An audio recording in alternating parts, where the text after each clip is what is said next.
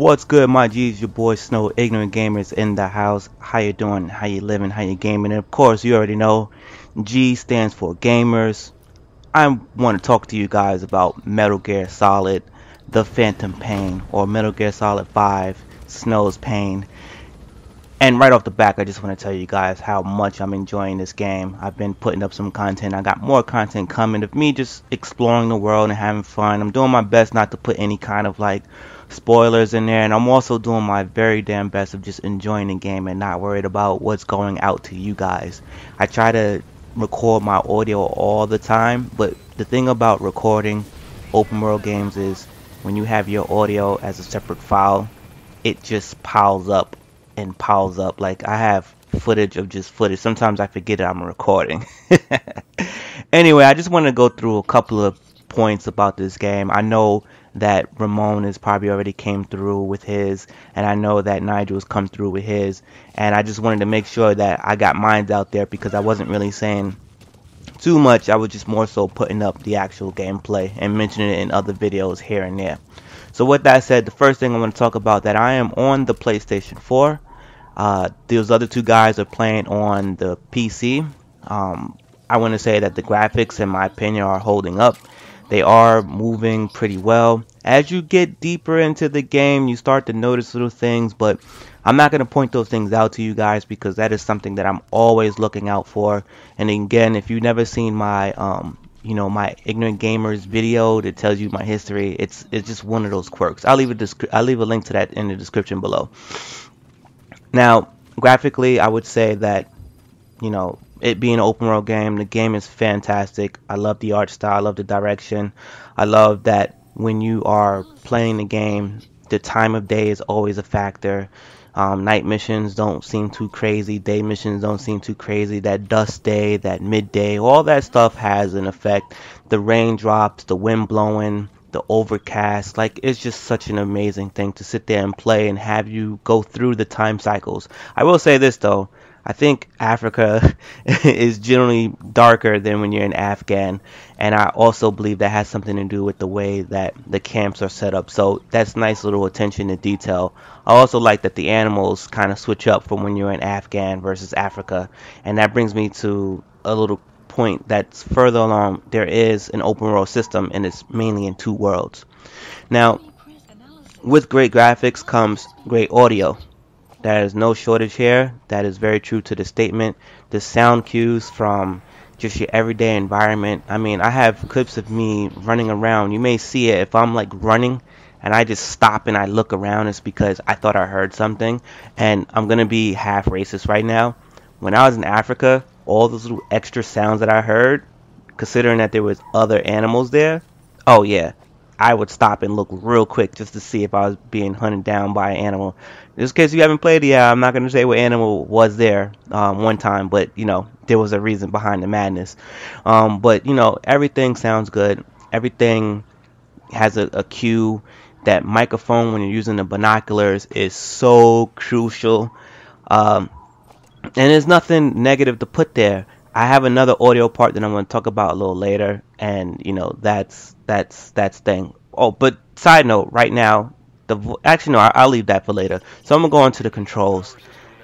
Ground Zeroes, to me, I play Ground Zeroes. Thanks, shout out to PlayStation Plus and Live Games with Gold or whatever the hell that copycat thing is I got a chance to get familiar with the controls before this game actually came out, and I feel that the Ground Zero controls are a great shadow, or let's say precursor to the Phantom Pain, because the Phantom Pain controls are way better, way more responsive, and makes more sense. And technically it's all the same controls, the same control scheme. It just seems better responsive, and the character movements with these controls are some of the best I've seen in a very long time.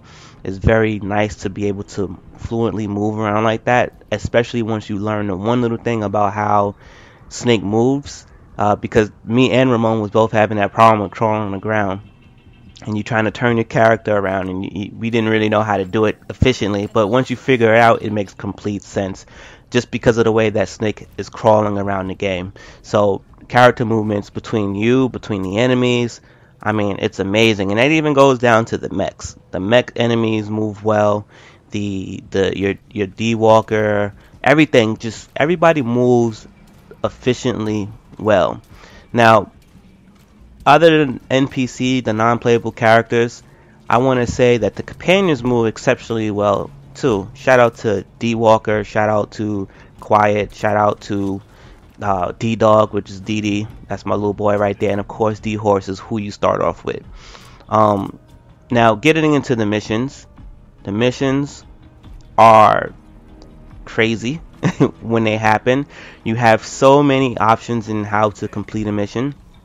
Now, this is where I was always thinking I was going to struggle with Metal Gear because, as you know, Metal Gear has a history of its gameplay of how it plays.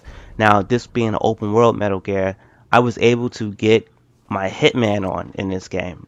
I don't like to play stealth games. I forgot when that went out the window for me. Hitman has pretty much been the only game I've enjoyed since then, and with the exception to Dishonored.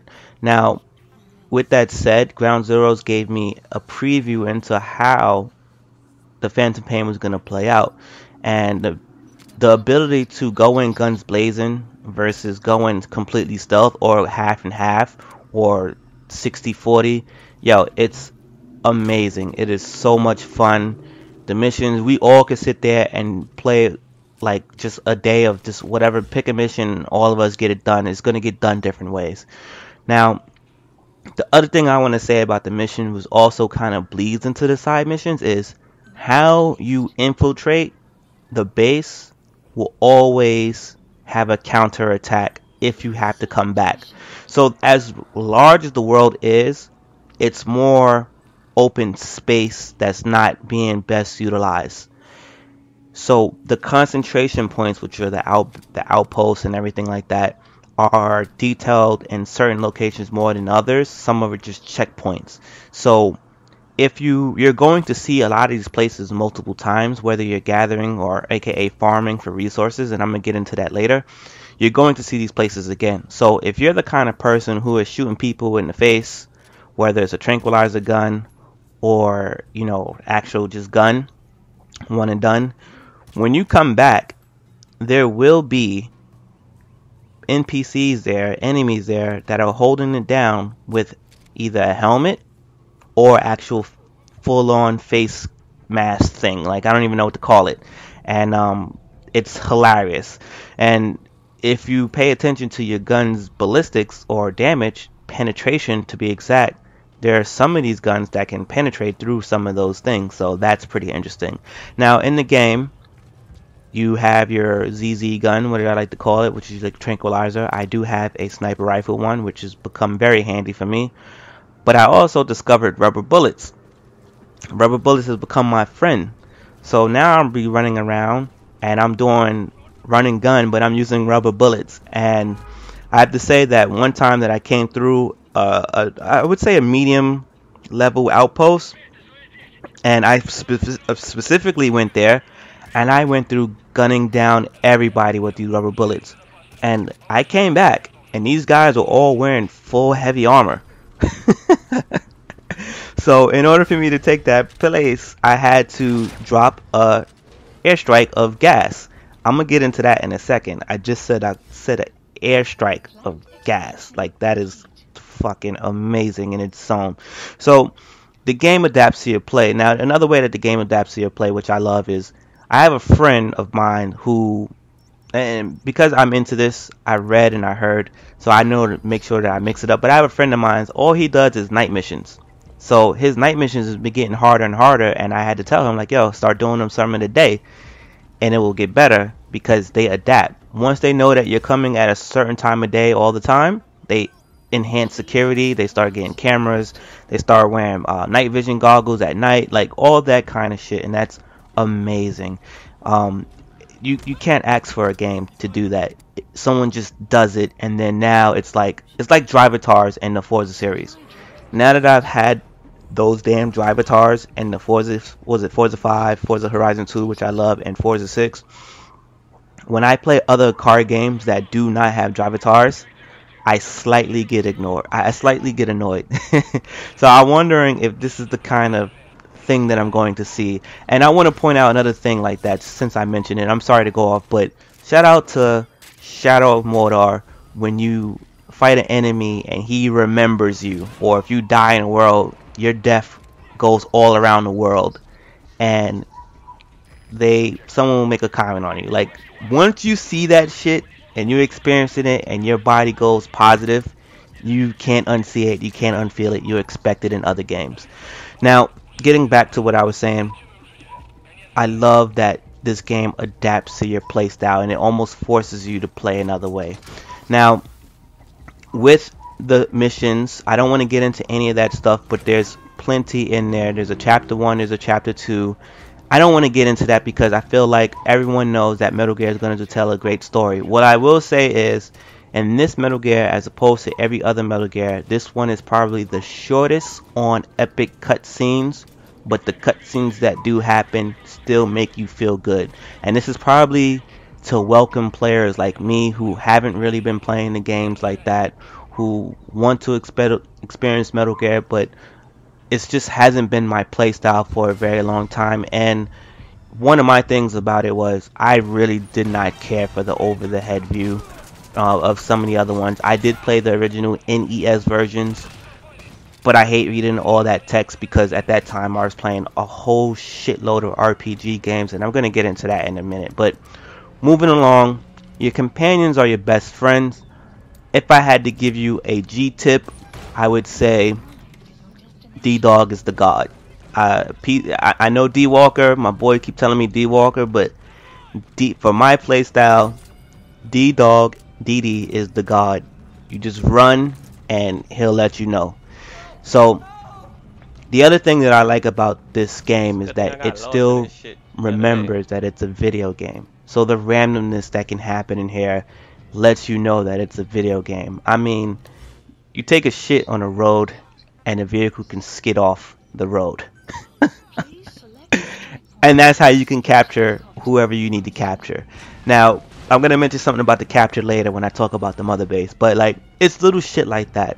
I was at the mother base, I was standing around in an area where it said don't stand around, and it's a hard hat area, and a crate fell on my head and I got knocked out real quick. Little stuff like that. Little stuff like, if you stay in a world and you're running around, you killing people, and you dealing hand-to-hand close combat, the blood gets on your thing. You don't think that blood does anything, but if you start like sneaking up on missions and that blood is on your uniform, the enemies start to smell you. Like, and to combat that, you just have to go back to mother base every now and then and take a shower. Like, that's the kind of shit. The dialogue between, you know, between the NPCs also, they say some funny stuff. Funny shit like posters on your cardboard box. Yes, the Metal Gear infamous cardboard box is back. How players react to that, that's very video game like. We all know that that shit doesn't make any sense, but it's there and it's lovely. Little attention to details as well. Like, I had to do a tank mission and I didn't have anything on me to stop a tank except for C4, and I was like, well, I'm not sure how many I need, but let me just see if I can do it. And the C4 kind of stopped the tank in its tracks. Like, I got rid of its tread marks. Like, that's amazing. That's dope. There's so much in this game that a reviewer reviewing this game in 9 minutes, 5 minutes, you're not doing the game justice. This is definitely an experiencing game, a game to experience, and it's just so much fun for me to play. Now, with this being an open world game, ADD kicks in, and I have it bad, and I've developed through Grand Theft Auto 3 to be exact, how to fix that. And certain games break that model for me. You know, this is definitely going to be one of them. And my other game that breaks the model is the legendary Red Dead Redemption, which I still have not finished, by the way. And this game does that because it's so much fun to run around in this world and get caught up in this shit. Now, I happen to be of a Pokemon stature, and I'm going to get into that right now. So I mentioned earlier about Mother Base and going through outposts. They have this Fulton device mechanism where you can knock a player out and extract him back to mother base. You can take vehicles, take anti-weapons, anything that can be Fulton, containers, crates, whatever goes back to your mother base, and it goes to your currency. Actually, some of it can go against your currency. You can get animals, send them back because there's some kind of small mini game within a mini game of a mini game, which all builds part of the RPG thing. And mother base is where you return to have a lot of things happening going on. You build, your R&D, your intel, your security team. There's so many different platforms that you can have, and they all branch on. It's like when you're in class and you're doing your brainstorming. Okay. You start with the middle thing, which would be the main thing, and then you start creating bubbles around it, and those are different things. Like, that's what that's like. And eventually you want to collect special people in your field to create a better experience. And the more higher ranking you are, that the people that you take in the field, the better that it is for you back at home. They'll develop things faster. They can develop certain weapons. Each of those bases have levels. Each of your personnel has multiple grades that they are good in. Some might be good at combat, some might be good at intel, some might be a specialist at a certain thing, which is a whole nother thing. And they're graded from A to E. And that management alone can be overwhelming, but they also make it easy for you to just auto assign as you get them coming in. So a lot of my time in the game, I'm running around, I'm using my binoculars, which if you upgrade to part 2, it tells you who is a specialist or who is grade A, B, C, or D, and you could decide. For me in the beginning, I was taking everybody. As many Fulton devices as I had, I was taking them. I was taking so many people that I would have at least 300 people before I even had 2 platforms. Like, talk about overcrowded, right? And what's even dope about the mother base, right? You can bring home people who are troublemakers and bring home people that are diplomats. And the diplomats kind of keep the troublemakers from beating up people. Because if you have too many people who beat up people, they'll put players in the sick bay. And every time someone goes in the sick bay, their stats decrease from the platform that they were responsible for. So say if one of your diplomat guys goes in and he's like a D or an E, he might beat up your A plus intel guy if he's an intel. Sorry, if the guy's an intel, he might be on the intel team. He might beat up your star intel guy. Now, if he's your star intel guy and he goes in the sick bay, any weapons that was being developed because that intel guy was in there now stops being developed because the level has dropped of your intel team until he comes out. That's amazing. So, it's stuff like that gets you into the game. And another G tip, when you on mother base, beat up your fucking people. They like it. They salute you. They want to increase the morale. You have to do that. Now, the other thing too is if you interrogate them, they'll give you some secrets on the mother base. Speaking about the mother base, take your showers, because your showers also help you with the reflex time when you're in the world. And it also cleans off the blood that you get. You got to be mentally and physically refreshed, and that all makes a big difference in the world. Also, at the same time, there's going to be some trigger scenes cut around there as well. And about another tip about the mother base is no matter how the game sounds, you have a choice on whether or not you're going to kill somebody. And I'm just going to leave it like that. So this video is probably running a little way longer than I wanted to, but again, a game of this stature, I don't see how someone is going to review it in under 25 minutes or 20 minutes at the same time, and I'm no pro. You get what I'm saying? One more thing I want to mention about the mother base is you also have a FOB, 4 operating bases, which becomes in the best case scenario watchdogs like thing where people can one other player can infiltrate your base and steal your resources. And your team, if you build your team, this is why it's so important to have good people on your staff, is they have to fight them. They have to fight them off. And what's cool is you could be in mid-mission and get that alert and you can go home to go fight, or you can give friends on your playlist or on your friends list the ability to go and fight off those guys for you. You get what I'm saying? So that's dope. The other thing too that I want to point out about the mother base was that it's important that you know that there's this thing called nukes, and that's all. I'm gonna leave that alone. All right. So look that up. Oh, shit. See, I'm still forgetting stuff. I mentioned earlier about missions, side missions. There's another thing called combat. You get a combat team that can go do their own missions that will also bring in resources. So there a constant flow of money coming in for you that can either bring in new personnel, uh, new resources, resources being, containers of, like fire, common metals, stuff like that. And they can also, I mentioned earlier about when you go through an area and they heighten security with security cameras, Kevlar vests, and all that stuff.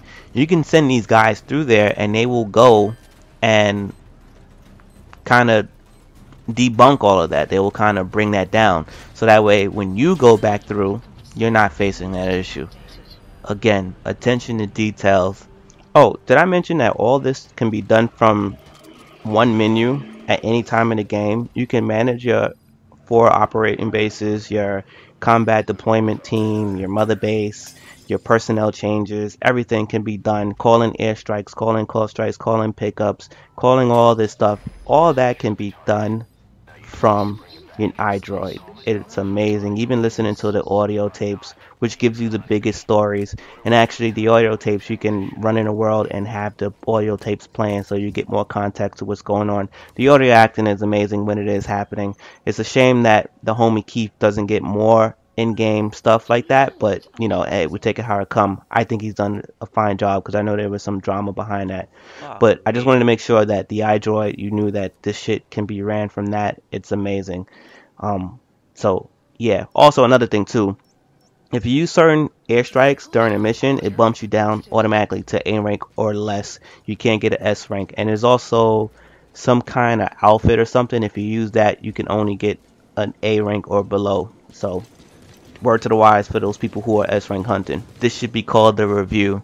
But the reason why I'm not going to call this a review, because if I was going to call this a review, it'd be a 5 out of 10, because there's 2 things missing from the game that the reviewers actually I would be reviewing the reviewers review and give them all fucking 5 out of 10s, because there's no way, even though this game is a masterpiece, you can give a complete analysis of what's going on if you guys haven't even played the online part. At least with Grand Theft Auto 5, the reviewers played the online part and were able to talk about it for the actual review. And a lot of these guys didn't even have a chance to do the FOB part, the 1v1 asynchronous multiplayer. So they all was given the impression based off of what we already seen from Tokyo Game Show, or I forget what game show that was. I don't think it was Tokyo. I forget which show it was, but we had already seen the footage.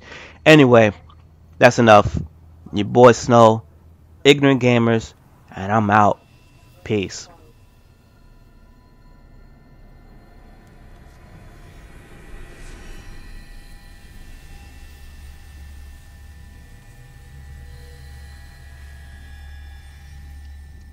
Where's the fire dude at?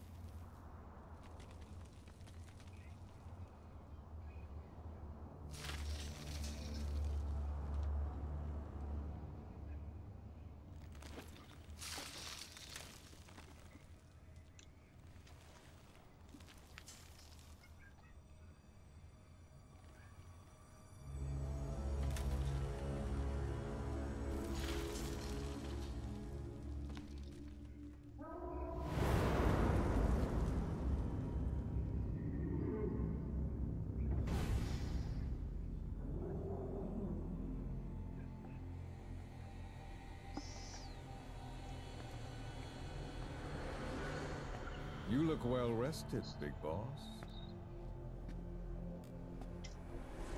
My, how you've changed. You became a demon for such little weapons as that?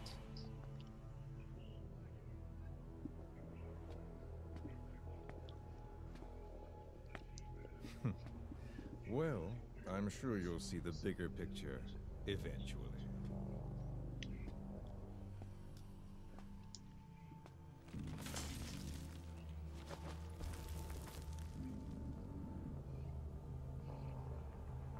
If you get out of here alive.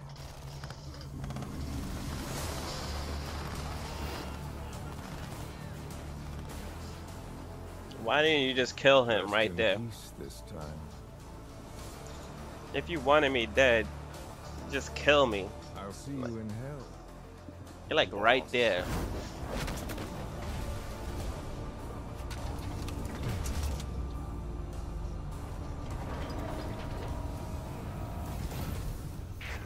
What the hell was that thing? It was huge.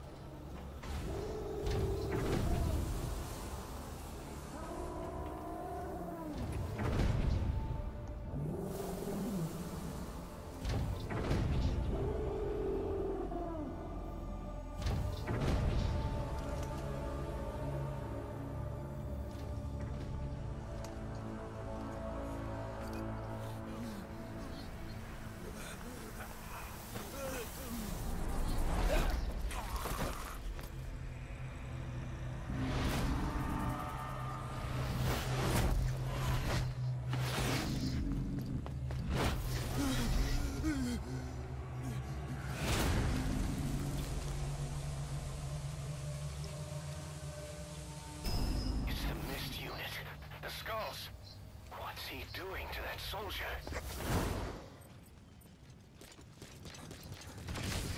it, they're everywhere. Those skulls are too fast. If you had a homing weapon.